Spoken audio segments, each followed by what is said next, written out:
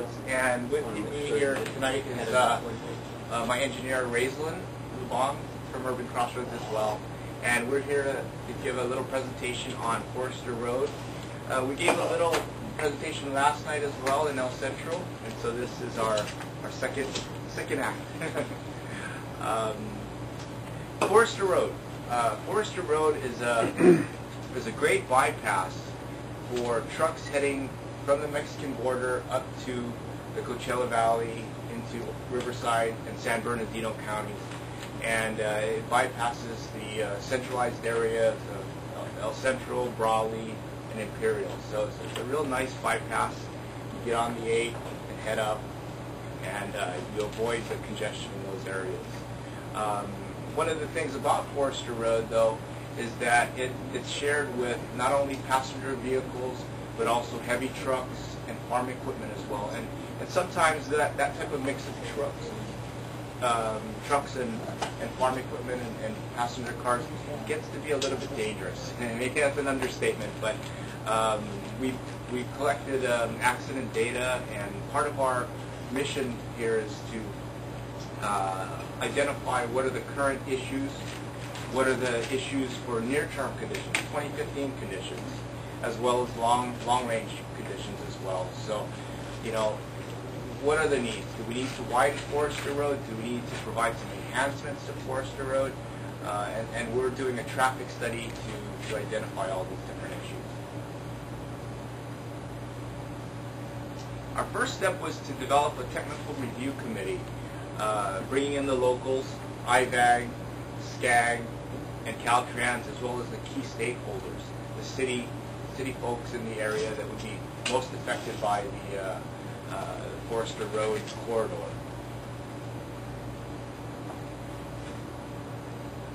And one of our first order of businesses was to figure out, you know, what needed to be studied in this corridor. And what we've identified was, you know, all the major intersections between Westmorland and 8 freeway, as well as you know, further down to the south with the 98, because that would provide another linkage to get to points north, and as well as also the roadway segments. Can we make comments as you go, or would you rather wait till the end? No, absolutely. Stop me anytime you. Something we need to look at is, now that we've got the Freeway 111 okay to finish, 90% of our trucks are going to go that way.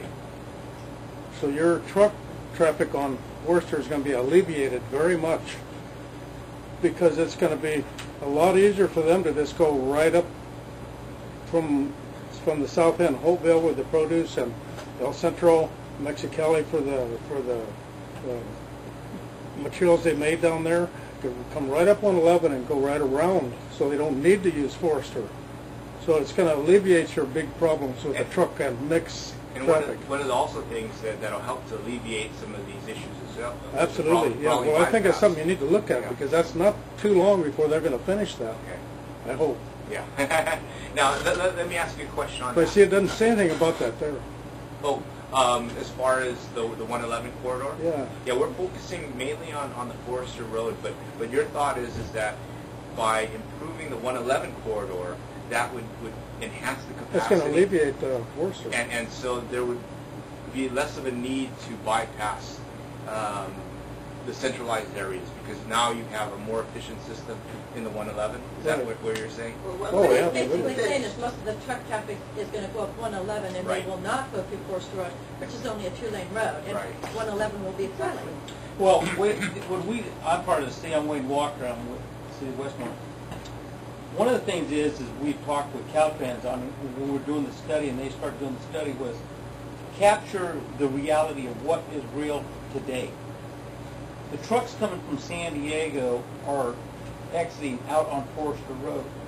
We've got some really hard numbers that show that. You stand out here in Center Street, and you can see where the numbers are providing it.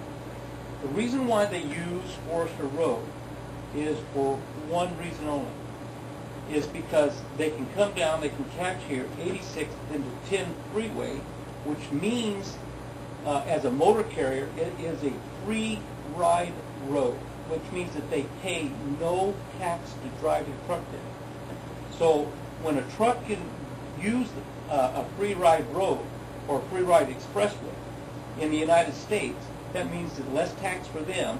Less tax for them means more money in their pocket. So when they did the study to capture the traffic, what was happening at the intersection of I-8 and Forrester Road, and then back over that way, and then all the way down through the corridor here to find out where is all the truck traffic coming from, where it's going.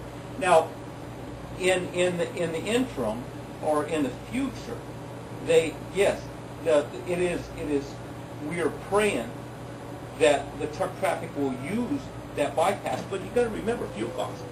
If a truck can hit Forrester Road and then catch it down Forrester Road, come down to Center Street, then catch I-10, he was going to do that, then go all the way to 111 because of the fuel costs. So I love the idea that all the trucks would have to go to 111, but it's not going to happen at this time. You're talking about 2013, 2014, when the expressway is supposedly going to be finished. So we're way down the road there. Yes. Well, what about the 30,000 trucks a day that come out of Mexicali? You think they're going to drive over and come up Forrester? They do. I know they do now because they got no other way to go. But there will be a port. But they're talking about building a port, which comes right out. And But you know what? Actually, Scott is the guy that did the study, so you need to direct your. I'm just helping you out there. Well, I don't know, but I feel like when they come out of Mexicali, they're going to come right up 111. No, but I mean, why would you? make a new one over But here. they're There's a making third a new border port. crossing. And a new, like a filling pump. Okay, well, it's something. Oh, go ahead. We're getting out of. As long as you look at it, it's okay.